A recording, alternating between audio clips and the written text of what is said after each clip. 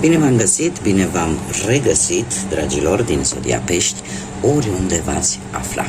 Bine ați venit tuturor pe canalul meu, Tarot Flor de Loto. Eu sunt Nina și ca de obicei mă bucur să vă alături, atât pe dragii mei abonați, cum de asemenea și pe toți cei care poate sunteți pentru prima oară aici pe canal.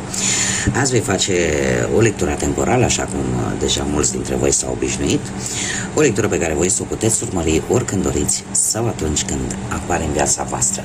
Desigur, dragilor, ca de fiecare dată vă readuc aminte, nu uitați, voi sunteți stăpânii propriei voastre vieți. Alegerile și deciziile voastre vă vor influența viitorul. Este o lectură generală, așa că vă rog din suflet să luați decât acele mesaje care rezonează cu voi, iar restul lăsați-le să zboare în univers, pentru că sigur sunt pentru alte energii care într-o mai mică sau mai mare măsură au o legătură cu Zodia Pești. Așa că, dragilor, toți cei care aveți Soarele, Luna, Venus, Ascendentul sau oricare alt aspect astral important pentru voi din harta voastră natală și care are legătură cu Zodia Peștilor, atunci această lectură este de asemenea și pentru voi. Înainte de a începe, ca să nu mai am probleme, zgomotul de pe fundal, dacă se mai aude atât de puternic, nu este o defecțiune tehnică, este aerul meu condiționat, sunt într-o zonă în care căldura efectiv ne topește la propriu, cu temperaturi foarte mari, peste 40 de grade, și fără acest aparat eu n-aș putea să fac nimic, nu numai aceste lecturi. Așa că mii de scuze pentru acest inconvenient, dacă pe unii îi deranjează, nu am ce să fac în perioada asta de vară atât de toridă și atât de arzătoare. Și acum, haideți să începem. Să începem și să vedem care e situația actuală pentru voi, dragilor, în funcție de ce gândiți, ce simțiți, ce situații traversați. Să vedem ce energii surprindem.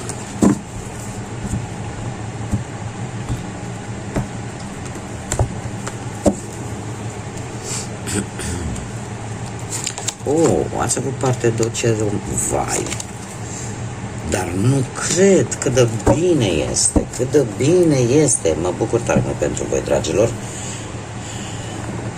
Sper să vă regăsiți cât mai mulți cu această energie. Dragii mei, vezi, voi ați avut, nu știu, ori o petrecere, un eveniment important, vreo ceremonie, cu prietenii, cu familia, nuntă, botez, habar n-am, ceva, o graduare posibil, o aniversare, da?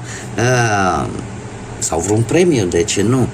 Dar toate aceste lucruri v-au adus un echilibru și cel mai important, cred că pe plan sentimental, lucrul ăsta a adus foarte multă dragoste, foarte multă iubire, foarte multă afecțiune. Și haideți să o luăm așa un pic, pentru că, într-adevăr, partea asta sentimentală se vede foarte clar accentuată, pentru că există o forță emoțională foarte puternică. Sunteți cu intuiția la cote maxime. Percepția voastră este, cum să spun eu, foarte puternică. Subconștientul vostru deja începe să lucreze și scoate gânduri atât de puternice din punct de vedere emoțional. Sunteți într-o perioadă de dezvoltare a propriului vostru caracter. Am aici de 2 ori cifra 1, care îmi vorbește de faptul că luați inițiativă, în sfârșit pentru voi încep lucruri noi, aveți potențial, vin șanse, au venit oportunități, cumva sunteți într-o perioadă în care aș spune că tot ceea ce gândiți, tot ceea ce voi vă doriți se poate manifesta. Nu știu dacă are legătură cu faptul că cu nopțile cu lună plină, nu pierdeți nimic să încercați. Din momentul în care voi vedeți această lectură, căutați pe internet când este următoarea lună plină. Voi, fiind guvernați de acest astru, și există o energie atât de puternică, mai ales că avem și zodia voastră și zodia racului, o altă zodie de apă, care de obicei, cum să zic eu, ne vorbește de o intuiție puternică și de faptul că sunteți într-un moment în care chiar puteți să manifestați, să cereți universului ceea ce voi vă doriți, ceea ce voi gândiți. Deci o energie fabuloasă, fabuloasă. Și asta pe oricare plan al vieții. Haideți să vedem ce ne spune tarotul. Să vedem ce vine pentru dragii mei din Pești sau cu legături importante cu această zodie în următoarea perioadă de când voi urmăriți această lectură. Ce vine pentru dragii mei din Pești? Și desigur începem cu viața profesională. Lucrurile au fost un pic stagnante în viața voastră profesională, ori pe la locul de muncă, ori cu niște asociați. Cumva poate au apărut anumite piedici sau poate chiar voi ați tot răgănat o anumită situație legată de cariera voastră profesională. Asta s-a întâmplat într-un trecut, eu aș zice că nu foarte îndepărtat, care poate nu v-ați făcut timp sau poate că unii dintre voi v-ați sacrificat foarte mult la locul de muncă ca să vi se vadă valoarea. Adică poate ați acceptat un salariu mic, dar ați muncit foarte mult ca să arătați că puteți, să arătați că sunteți creativi, să arătați că voi aveți valoarea voastră. Cert este că ați avut parte de un mic blocaj. În prezent, cu acest top de monede, dragilor, sunteți puși pe fapte mari. Sunteți puși pe fapte mari. Ați fost, nu știu dacă ați făcut vreun studiu pentru a crește din punct de vedere profesional în cariera voastră sau ați fost foarte atenți cel puțin în prezent cu acest top de monede, chiar dacă ți se dau multe lucruri de făcut, ai mai multe responsabilități, tu reușești cumva să le duci la bun sfârșit. E posibil ca unii dintre voi chiar să fi găsit un post care să-ți spună la probă abilitățile pe care tu le ai. Să fie un post foarte exigent, dar asta e o schimbare benefică pentru voi. E o schimbare pe care voi vă doreați. Că poate urmați un curs, că poate faceți un studiu. Voi vreți ca lucrurile să fie perfecte, veți fi foarte atenți la absolut tot ce faceți din punctul ăsta de vedere al muncii. Lucru care, în perioada imediat următoare cu acest as de pâte, îți aduce o viziune nouă, foarte promițătoare pe planul muncii, ceva nou pozitiv și un mare succes în carieră pentru tine.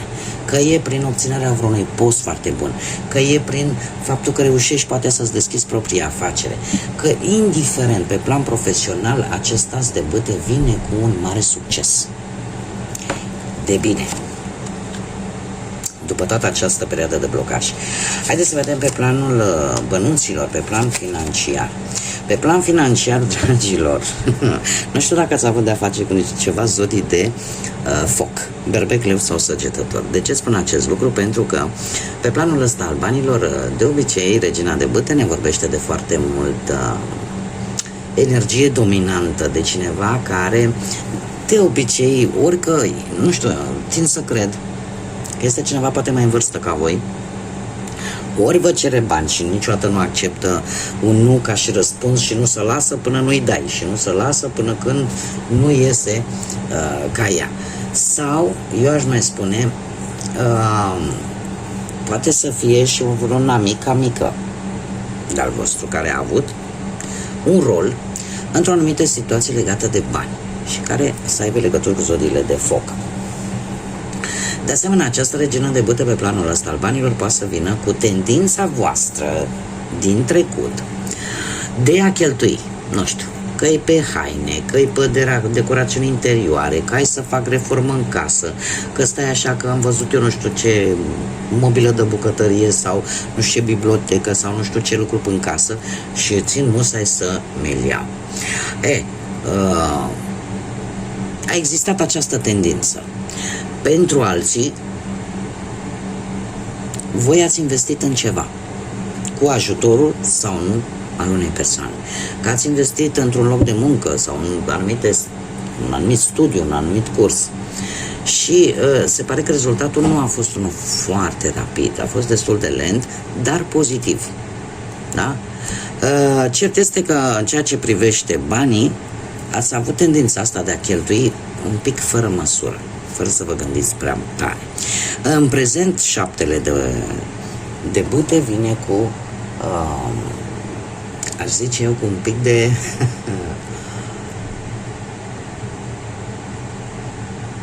există o teamă, există o anumită îndoială vis-a-vis de o anumită situație care poate implica mai multe persoane și care are legătură cu bani.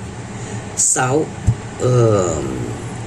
faptul că apar posibilități de creștere materială, da? Dar asta vor conta foarte mult sau vor veni, mai bine zis, în urma unor decizii pe care voi trebuie să le luați și trebuie să fie, cum să zic eu, trebuie să gândiți pe termen lung.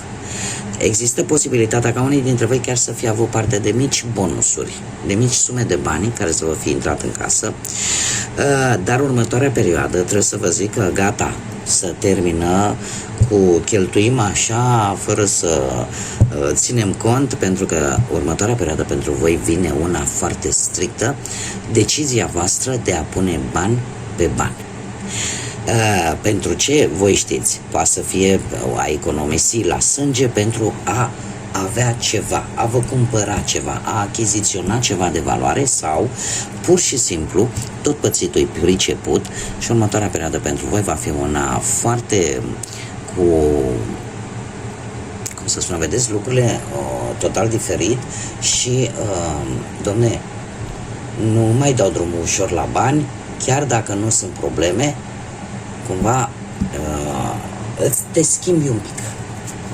Schimbi un pic perspectiva și zici gata, e momentul să pun deoparte pentru că nu se știe ce vine. Da? Pentru vremuri grele. Bun. Hai să mergem mai departe să vedem pe viața sentimentală ce vine pentru dragii mei din Pești, cei care sunteți într-o relație. Ei, dragii mei, dragi, tare mi-e mie că voi, mulți dintre voi care vă veți regăsi, sunteți la începutul unei relații și o relație în care voi ați avut oarece, v-ați spus așa, oarece îndoieli la început posibil, să fi zis, dom'le, o fi ales ca lumea, o fi bine, nu o fi bine, oricum voi sunteți un pic... Nu? Știți că simbolul zodiei pești sunt doi pești care înoată în sens invers, cum ar veni, da? Deci mai aveți și voi momentele voastre, mai ales când îl aveți și pe Neptun pe acolo prin casa voastră. Și probabil că unii dintre voi ori au fost un pic îndoielnici cu ceva anume vis-a-vis de perechea voastră, ori pur și simplu sunteți la începutul relației, când totul e atât de fain. Doamne, și când visăm unicorni și visăm așa numai norișori roz și așa de fain și așa de frumos, nu? Fiecare știm care am trecut, nu? Consider că imposibil să nu fi trecut măcar o dată în viață printr-o dragoste de asta la început, de drum, iar în prezent aveți, ca să zic așa, acea schimbare pozitivă în viața voastră. Ori că vă dați seama că totuși alegerea voastră este una bună, ori pur și simplu te bucuri și mai mult de acea armonie pe care o ai în relația ta, de acea înțelegere care există în relația ta. Iar perioada imediat următoare vreau să vă spun că merge și mai bine, pentru că avem un as de cupe care îmi vorbește de îmbunătățirea relației și mai mult, o reînnoire de sentimente. E un mesaj tare pozitiv pentru viața asta sentimentală și mai ales pentru cei care sunteți într-o relație. Deci lucrurile vor merge și mai bine. E ca și cum te simți și în perioada imediat următoare, e ca și cum simți că relația e la început, atunci când totul e atât de fain și atât de frumos. Haideți să vedem cei care sunteți singurei, la voi ce se întâmplă, ia să vedem. Nu cred așa ceva, nu cred așa ceva, cât de bine este. Dragilor, dragi, voi cu ceva timp în urmă, cei care sunteți singuri, poate în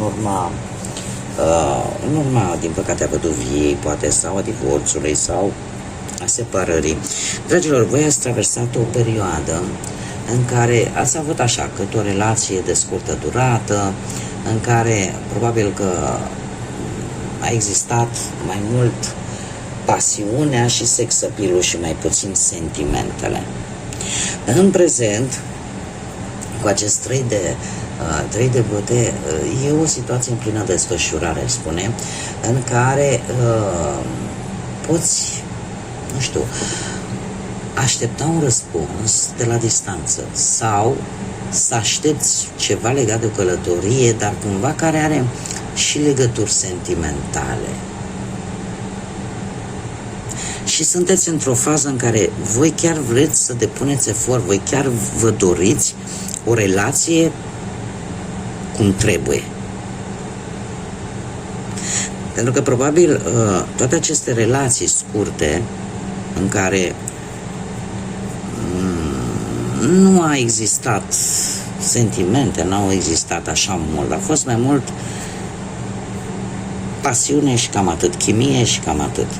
Dar trebuie să vă spun că perioada imediat următoare pentru voi vine cu un 2 de cupe atât de frumos, în care vine o iubire care să fie și pasională, dar și emoțională, dar cu o profunzime foarte mare, în care, în sfârșit, cumva, te regăsești și primești și dăruiești. Adică nu o să fie totul decât sex și atât. Încep să apară sentimente. Că e cu cineva de la drum, că e cu cineva care are legătură poate cu o călătorie, și asta e posibil. Dar de moment, din ce văd eu aici, lucrurile se mișcă într-o direcție bună. Haideți să vedem acum ce situație necunoscută poate să apară în următoarea perioadă pentru dragii mei din Pești. Și avem două situații și zice așa: marca destinului. Destinul lasă urme pe tine, iar astea te vor ghida. Este posibil, acum fac o mică paranteză, e posibil ca chiar unii dintre voi să aveți anumite semne din naștere, și mai ales pe partea mâinilor. Sau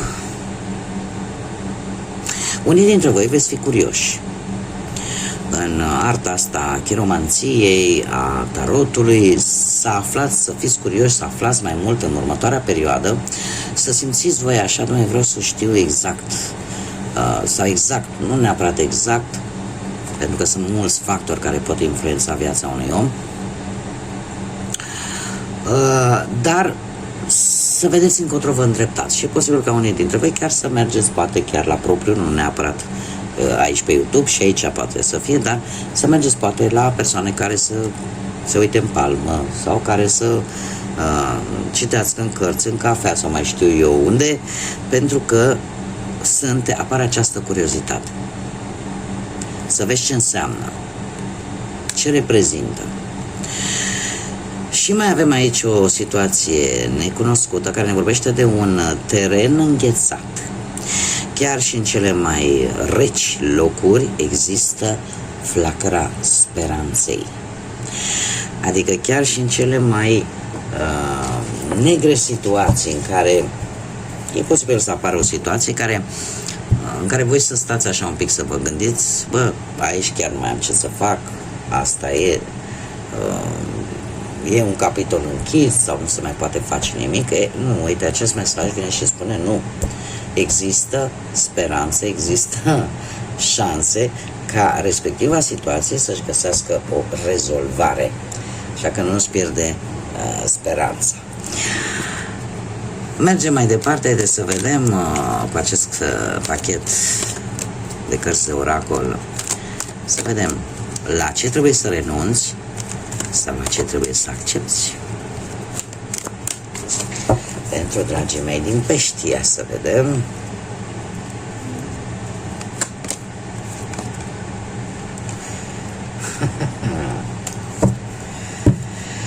Of, dragilor, păi da, era și normal să fie așa.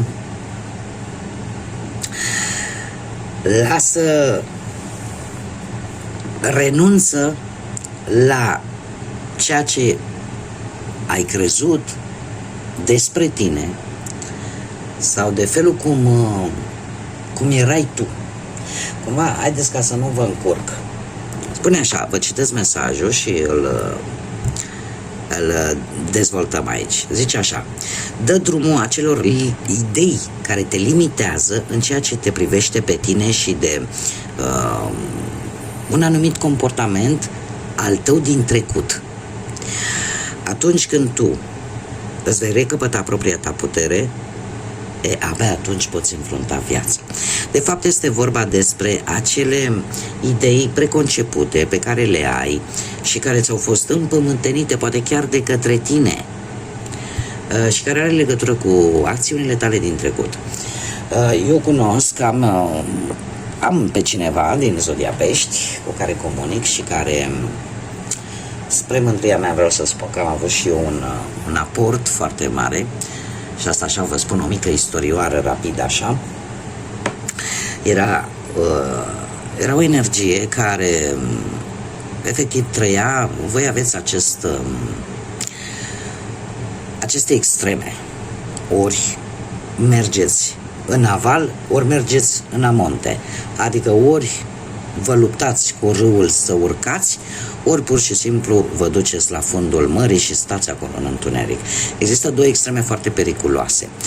Această persoană, în primul și în primul rând, nu avea încredere în ea.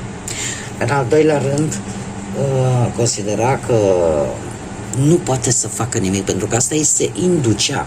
Aici sunteți, cum îmi place mie să o spun voi, dragilor din Pești, voi sunteți ca un burete care absorbiți informația de multe ori fără să vă gândiți dacă vă poate face rău sau bine, în ideea de a face voi bine. Și atunci, în momentul în care ți se repetă mereu că nu ești bunda aia, că nu poți să o faci pe aia, că fără mine sau ești moartă sau chestii de genul ăsta, mulți dintre voi le asimilează la propriu și nu avansează. Această energie, vreau să spun că în momentul actual a reușit să facă lucruri pe care nu le-a făcut în tinerețe. A reușit la aproape 40 de ani să-și ia un permis, să termine o școală foarte târziu, de asta vă spun, niciodată nu e târziu. Indiferent de ce aspect al vieții vorbim, că e el profesional, că e el sentimental, niciodată nu e târziu. Nu aduce anul ce aduce ceasul. Cam aici, cam așa, despre asta este vorba. Nu te judeca pe tine pentru cum ai fost tu în trecut, pentru că ăla din trecut n-are nicio legătură cu ce poți deveni. Atât de simplu. Pentru că se poate. Bun, dragii mei, cam atât am avut pentru voi. Vă mulțumesc din suflet pentru prezență, mulțumesc tuturor celor care, ca de fiecare dată, sunteți alături de mine prin intermediul like-urilor, mesajelor, distribuirilor și, desigur, urez bun venit celor noilor abonați ai acestui canal. Bine ați venit în frumoasa noastră colectivitate a Florilor de Lotus. Iar până data viitoare, când ne vom reîntâlni la o nouă lectură, eu vă doresc tot binele din lume, să aveți parte de tot ce e mai bun, să aveți liniște sufletească, pace în gânduri, în suflete și, desigur, să fiți iubiți, dragilor.